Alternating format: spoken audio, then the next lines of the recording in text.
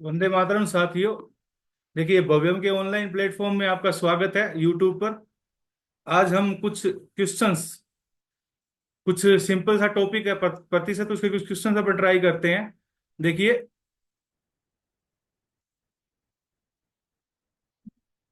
पहला क्वेश्चन देखिए, आपको दिखाई दे रहा है स्क्रीन पे आपके। यदि ए का 80% बरोबर बी का 50% हो और बी बरोबर ए का X% हो तो एक्स का मान है। बोल रहा है ए का 80%। अब 80% का मतलब क्या होता है? 4/5। और बी का 50%, तो बी का 50% मतलब 1/2। अब आपको सीधा यहां से ए बाई बी मिल जाएगा। और वो कितना मिल जाएगा आपको? 5/8। अब आपसे पूछ रहे हैं कि बी बरोबर ए का X%, तो एक्स का मान क्या है? इसका मतलब ये पूछ रहा है कि बी है वो ए का कितना परसेंट है। तो आप खुद बोलोगे कि 8/5 गुणा में 100 करोगे तो आपको दिखाई दे जाएगा कि ये 20 कितना हो जाएगा? ये 160%। सिंपल सा क्वेश्चन है ये, कोई मुश्किल है ही नहीं, ठीक है ना। तो देखिए, एक क्वेश्चन आपका सीधा सीधा हो रहा है, कोई दिक्कत नहीं है इसके अंदर। अभी देखते हैं अपन नेक्स्ट क्वेश्चन। और नेक्स्ट क्वेश्चन भी प्रतिशत का ही आपका मिल रहा है यहाँ पे। और नया क्वेश्चन है आपका कि if 120 is the 20% of a number, 120 is 20% of a number, then 120% of that number will be. यदि 120 किसी संख्या का 20% है तो उस संख्या का 120% कितना होगा? तो देखिए, एक सेकंड में होने वाला क्वेश्चन है ये, एक ही सेकंड में। कि आपको पता है कि 20% का मतलब क्या होता है? 1/5। अब यदि ओरिजिनल नंबर अपन 5 एज्यूम करें या रेशो देखें, रेशो देखें कि किसी संख्या के 20% का रेशो उसके साथ, रेशो ले 100% के साथ में, तो बोल सकते हैं कि ये 1 होगा और ये कितना होगा? 5 होगा, है ना। अब ये 1 किसको शो करेगा? 120 को। और 5 रेशो किसको शो करेंगे? 600 को। इसका मतलब ओरिजिनल नंबर कितना है? वो 600 है। और 600 का 120% बेटा जी कितना हो जाएगा? 720। ये हो जाएगा आपका 720। आपका सिंपल सा क्वेश्चन हो जाएगा ये, ठीक है ना, एक सेकेंड में। ठीक है। अभी थर्ड क्वेश्चन देखते हैं अपन। थर्ड क्वेश्चन क्या है? हम्म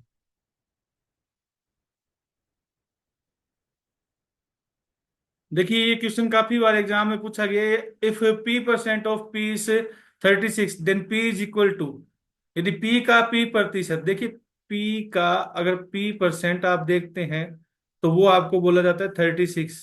then P² is equal to कितना हो जाएगा? 3600। यानी स्क्वायर कैंसिल करेंगे, रूट आएगा इसके ऊपर। देन ये कितना आ जाएगा आपका? 60। ठीक है ना। तो सिंपल सी बात है ये कि आपका 60 क्या है? आंसर आ रहा है, ठीक है ना। तो ये P का P% यदि 36 हो तो P की वैल्यू कितनी आ रही है? 60 आ रही है। बहुत ही सिंपल क्वेश्चन है ये। नेक्स्ट देखते हैं अपन। हाँ, 4 नंबर क्वेश्चन। ऐसे क्वेश्चन आजकल एग्जाम में आ रहे हैं कि यदि किसी संख्या के 80% में 80 जोड़ा जाए, परिणाम उसी संख्या के समान प्राप्त होता है, तो वह संख्या क्या है ना। बोल रहा है कि if 80% of a number is added to 80, it gives the result as the number itself, then the number is. अब देखो, किसी संख्या का 80% एंड 100% का रेशो लेंगे तो अपना रेशो बनेगा 4:5। अपन उस संख्या को 5 यूनिट्स एज्यूम कर लें और इसका 80% 4 यूनिट एज्यूम कर ले। देन देखो, 4 यूनिट प्लस बोल रहा है कि 80 जोड़ो तो आपको 5 यूनिट मिल रहा है। अब 4 यूनिट इधर आके क्या हो जाएगा? माइनस का, तो 1 यूनिट का वैल्यू कितना आ जाएगा आपका? 80। अब ओरिजिनल नंबर अपन ने 5 यूनिट एज्यूम किया है, तो इसमें क्या करना है? सिर्फ 80 से मल्टीप्लाई कर दो आप, और कुछ नहीं करना, है ना। ये सीधा सीधा आपका आंसर आ जाएगा 400। कितना आ जाएगा? 400। दूसरा तरीका इसको करने का, आप क्या एज्यूम करेंगे कि किसी संख्या के 80% में प्लस 80 करते हो तो वो संख्या खुद में कितना परसेंट हो जाती है? 100%। इसका मतलब क्या है? इसका मतलब ये है कि जो ये 80 है उस नंबर का कितने परसेंट है? 20%। एंड 20% मीन्स होता है 1/5। 1 शो करेगा 80 को, 5 शो करेगा किसको? 400 को। Then the value of the number is the 400। The number is the 400। तो बहुत ही, ये भी सिंपल सा ही क्वेश्चन है, कोई मुश्किल नहीं है। ज्यादा 10 सेकंड में हो जाएगा ये। क्लियर। नेक्स्ट देखेंगे। हाँ, तो ये क्वेश्चन जब देखोगे आप, ये सीधा सीधा ऐसे ही पूछा जाता है। इसमें आप यहाँ पे थोड़ा सा परसेंटेज लगा लेना इसके आगे, यहाँ पे प्रतिशत का निशान। अब बोले किसी संख्या को x% बढ़ाने पर मूल संख्या वापस आ जाएगी, जिसमें से जिसमें उसमें से कितना घटाना पड़ेगा, कितना घटाना पड़ेगा। A number is increased by x% to get back the original number it it is to be reduced by। कि बढ़े हुए संख्या को घटाना है। अब अपन ने किसको घटाना है, बढ़ी हुई संख्या को वापस घटाना है। तो उस 100 को, उस नंबर को मैंने क्या एज्यूम कर लिया बेटा, 100। अब 100 का x% कितना होगा, x होगा, तो ये बढ़ के कितना हो जाएगा, 100 + x। 100 + x, सॉरी, ऐसे 100 + x। अब इसमें से क्या घटाएं, -x कर दें, तो बोले जी वापिस कितना मिल जाएगा, 100। तो बढ़ी हुई संख्या में से अपन ने क्या माइनस किया, x ना। तो अब x अपॉन में 100 + x संख्या को घटाना पड़ेगा, लेकिन कितना परसेंट घटाना पड़ेगा, इनटू में कितना कर देंगे, 100। तो जो आपका आंसर आ जाएगा 100x अपॉन में 100 + x। ठीक है। अभी बोलेगे सर इसका फायदा क्या। इसका फायदा ये होता है कि आपको क्वेश्चन ऐसा मिल जाता है, if the length of the rectangle is increased by 10% and how many percent the breadth have to reduce by as to no change in area. अगर एरिया सेम रखना होगा अपन को, तो भाई लेंथ को जितना बढ़ाएंगे ब्रीथ को कम कर देंगे। तो ऐसे क्वेश्चन से सीधा सीधा आप क्या बता सकते हो, 100x पॉन में 100 + x। ठीक है। नेक्स्ट क्वेश्चन देखते हैं अपन, 6 नंबर। एक आयत की लंबाई 10% बढ़ा दी जाती है, चौड़ाई 10% घटा दी जाती है, तो नए आयत का क्षेत्रफल क्या होगा। The length of a rectangle is increase by 10% and breadth decrease by 10%, then the area of the new rectangle is. तो देखिए ऐसा क्वेश्चन भाई क्या आ सकता है, लाभ आने में भी आपको मिल सकता है कि एक दुकान को 10% लाभ पे बेचा, एक मकान को 10% हानि पे बेचा। अगर दोनों का विक्रय मूल्य समान हो, तो भाई हमेशा क्या होगा, वहां पे हानि होगी। अब यहाँ पे क्या है कि देखो, आपको एक बार बोले कि एक वस्तु की कीमत 10% बढ़ा दी जाए, ठीक है, फिर 10% घटा दी जाए, ठीक है, तो भाई टोटल इफेक्ट कितना आएगा, सब में यही काम करेगा। तो इसमें भी आपने क्या करना है, कुछ नहीं करना, 10 × 10 हमेशा ये डिक्रीजन होगा, हमेशा क्या होगा, डिक्रीज होगा। कितना परसेंट, 1%। अगर ऐसा क्वेश्चन आ जाए, अगर यहाँ पे 20-20% होता तो आप क्या करते, 20 × 20 अपॉन में 100। एक बार किसी चीज को 20, किसी वस्तु के मूल्य को 20% अप किया, फिर 20% डाउन किया, तो ये 20-20 आप बोलोगे जी 4% हमेशा क्या हो जाएगी, वो डिक्रीज हो जाएगी। तो यहाँ पे आंसर क्या देना पड़ेगा आपको, डिक्रीजेस बाय 1%। क्लियर है, सिंपल सी बात है। नेक्स्ट देखते हैं। अब देखो ऐसा, जब कोई ऐसा क्वेश्चन आता है, सिंपल सा क्वेश्चन, लेकिन कई बार ऐसा क्वेश्चन क्या करता है, आपको दिक्कत करता है, क्योंकि ऑप्शन में देखना अभी कैसे करेंगे तो दिक्कत आएगी थोड़ी सी। The bus fare and train fare of a place Kolkata were ₹20 and ₹30 respectively. Train fare has been increase by 20% and bus fare is increase by 10%। The ratio of the new train fare to the new bus fare is. कि कोलकाता से किसी स्थान का बस किराया और rail किराया क्रमशः 20 रुपए और 30 रुपए है, ठीक है, था। रेल किराया कितना परसेंट बढ़ा दिया, 20% की वृद्धि की गई, और बस किराए में 10% की वृद्धि की गई। तो नए रेल किराए और बस किराए का अनुपात क्या है। अब ध्यान बेटा ये देना है कि शुरू में देखो क्या लिखा है, कि किसी स्थान का बस किराया और रेल किराया क्रमशः 20 रुपए। तो आपको जो बस का फेयर दिया गया है, और बाद में क्या पूछा है, देखो रेशो हमेशा ऐसा बनाया करो, बाद में पूछा रेल किराया और नया बस किराया। तो ट्रेन का और बस के फेयर का रेशो पूछ रहा है, तो आपको निकालना भी वैसे है। सबसे पहले रखना ट्रेन का किराया है, कि रेल का किराया कितना था, 30, एंड बस का किराया कितना था, 20, और इसमें कितना परसेंट इंक्रीज किया, 20% का, तो ये 36 हो जाएगा। इसमें इंक्रीज किया 10% का, तो ये 22 हो जाएगा। और रेशियो कितना हो जाएगा आपका, 18/11 हो जाएगा। कितना हो जाएगा, 18/11। ठीक है। तो देखो पहले दिया गया था बस किराया और रेल किराया, उल्टा करके रेल किराया 20% बढ़ाया, उल्टा कर दिया वहीं पे, और फिर रेल किराए और नए बस किराए का रेशियो पूछ रहा है, ठीक है ना। तो ये क्या कर रहा है, घुमाने की कोशिश कर रहा है, बच्चा गलती कर देगा कहीं ना कहीं जाके पक्का। अभी देखते हैं नेक्स्ट क्वेश्चन। नेक्स्ट क्वेश्चन देखो, बोलोगे सर कैलकुलेटिव है। What percent of the whole week does Ajay spend in the office of his office hours are 9 to 5 PM from Monday to Friday. यदि अजय का कार्यकाल समय सोमवार से शुक्रवार सुबह 9 बजे से शाम 5 बजे तक है, तो वह पूरे सप्ताह कितना प्रतिशत समय कार्यालय में बिताता है। ठीक है ना। अभी आपका ये क्वेश्चन है, और देखोगे कि आराम से करो इस क्वेश्चन को, कोई दिक्कत नहीं है, ज्यादा जल्दबाजी मत करना, आराम से पढ़ना, आराम से करना, पॉइंटों में इसके क्या है आंसर है। लेकिन देखो अपन सोल्व कैसे करते हैं इसको।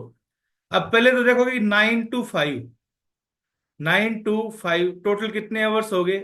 सर बोलोगे 8 आवर्स हो गए। वो एक दिन में कितने आवर्स रुकता है, 8 आवर्स।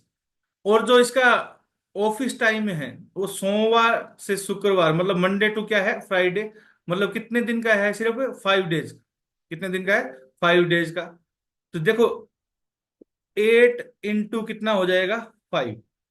इतने आवर्स वो क्या करता है, अब एक हफ्ते के अंदर रुकता है, इतने आवर्स। ठीक है ना। 8 into 5 40 हो जाएगा वैसे।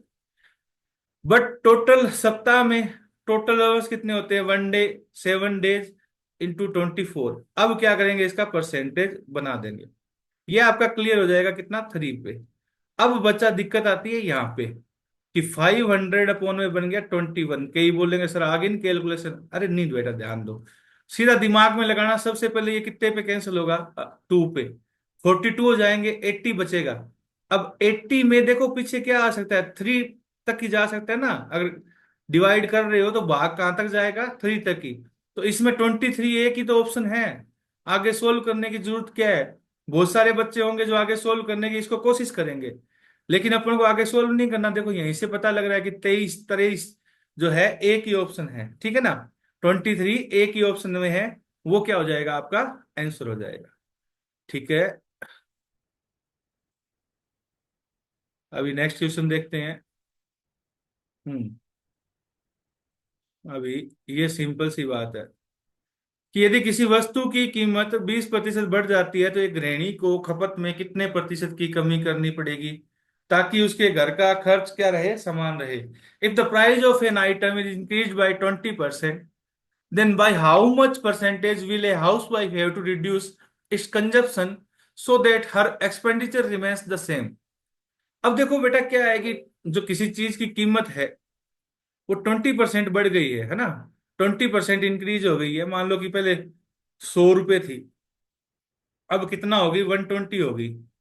तो देखो आपको अगर पहले जितना सामान लाना है ना, तो अब खर्चा कितना करना पड़ेगा, 120 करना पड़ेगा। लेकिन अभी का आपको सामान उतना नहीं मिलेगा, क्योंकि आप खर्चा अगर 100 रुपये करोगे तो सामान उतना नहीं मिलेगा। और 120 अब खर्चा हो जाएगा तो आपको सामान उतना मिल जाएगा। ठीक है। तो ऐसा क्वेश्चन जब भी करना हो तो आपने क्या करना है बेटा, सबसे पहले देखनी है रेट। ठीक है। और उसके बाद में क्या है, कंजप्शन। ठीक है ना। अब यदि 100 रुपये खर्चा करना है तो कंजप्शन सेम, कंजप्शन घटानी पड़ेगी। 120 रुपये खर्चा कर सकते हैं तो कंजप्शन नहीं घटानी पड़ेगी। अब यदि कीमत बढ़ती है, देखो कीमत बढ़ती है, मान लो 20% का मीन्स क्या होता है, 1/5। ये 5 to कितना हो जाएगा आपका, 6 हो गया, है ना। मान लो कोई 5 रुपए की चीज थी, अब 6 रुपए की हो गई, कीमत बढ़ गई। तो कंजप्शन का रेशो जस्ट क्या आएगा, उल्टा। बिकॉज कि अपने एज्यूम करें कि वो पहले 30 रुपए खर्च करता था, तो कोई चीज 6 आती थी, अब 5 आती है ना। तो कंजप्शन है वो घटानी पड़ेगी 1 से। और 1/6 का मीन्स क्या होता है, 16:2/3 पे। 10 सेकंड के अंदर ये आपका क्वेश्चन आ जाएगा। डिपेंड मत चलाना इस क्वेश्चन पे। बी 20%, 1/5, 5 to 6, 6 to 5, 1 क्या है, डिक्रीज करना किस पे, 6 पे। 1/6 का मीन्स क्या होता है, 16:2/3%। ये परसेंटेज इसकी वैल्यू होती है, क्योंकि जो कोई भी फ्रैक्शन होगा, प्रत्येक फ्रैक्शन की क्या होगी, परसेंटेज वैल्यू होगी। ठीक है ना। तो देखिए हो गया। नेक्स्ट क्वेश्चन देखते हैं, लास्ट आज का। ये गृहिणी वाले क्वेश्चन का दूसरा टाइप है। If the price of sugar increased by 20% and a family increase its consumption by 10%, then what will be the percentage change in the expenditure of that family। अभी बोल रहे हैं कि कोई चीज की कीमत भी बढ़ गई और परिवार ने क्या किया, इसकी खपत भी बढ़ा दी। तो भाई अगर कीमत भी बढ़ी है, खपत भी बढ़ी है, तो खर्चा तो अपने आप बढ़ेगा ना। कि मान लो पहले कोई चीज की प्राइस थी 10 रुपीज, है ना। और 15 किलो मान लो लागत थी, तो 150 रुपये खर्चा था। अब वो परिवार क्या कह रहा है, प्राइस हो गई 15, खपत भी कर दी कितनी 20, तो अब बेटा 300 रुपये लगेंगे नहीं लगेंगे, है ना, डबल हो जाएगा खर्चा, ठीक है। ऐसा इसमें निकालना है अपन ने। वही करेंगे अपन, क्या करेंगे, कीमत रेट एंड कंजप्शन का रेशो ले लिया, ठीक है। इन दोनों का मल्टीप्लाई करेंगे तो क्या आएगा, एक्सपेंडिचर का रेशो आएगा, ठीक है ना। ये रेट है आपकी, ये कंजप्शन है, और ये एक्सपेंडिचर है,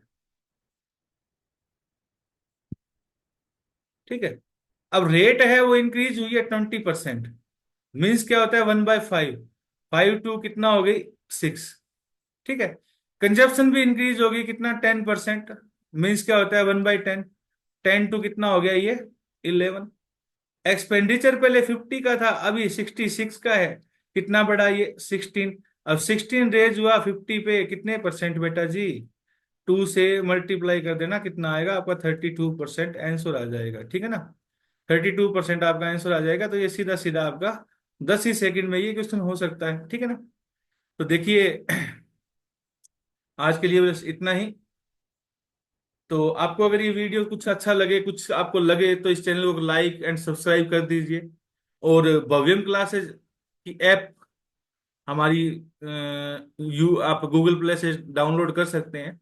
वहां पे आप कोई भी पेड कोर्स खरीद सकते हैं, जो सिंपल से आपको रेट्स पे अवेलेबल मिल जाएंगे, जिनमें बहुत अच्छी तरीके से आपको मैथ्स, रीजनिंग, इंग्लिश, जीके सबके कंटेंट्स मिल जाएंगे। आप एचपी से तैयारी कर रहे हैं, आप सेंट्रल गवर्नमेंट की तैयारी कर रहे हैं, एसएससी रेलवे की तैयारी कर रहे हैं, तो सभी के वहां पे आपको अच्छे से अच्छे बैचेज मिल जाएंगे, अच्छे से पढ़ाए हुए बैचेज मिल जाएंगे, रिकॉर्डेड एंड लाइव क्लासेज भी मिल जाएगी। तो आप जरूर ऐप डाउनलोड कीजिए और वहां पे आप देखिए। जय हिंद, जय भारत।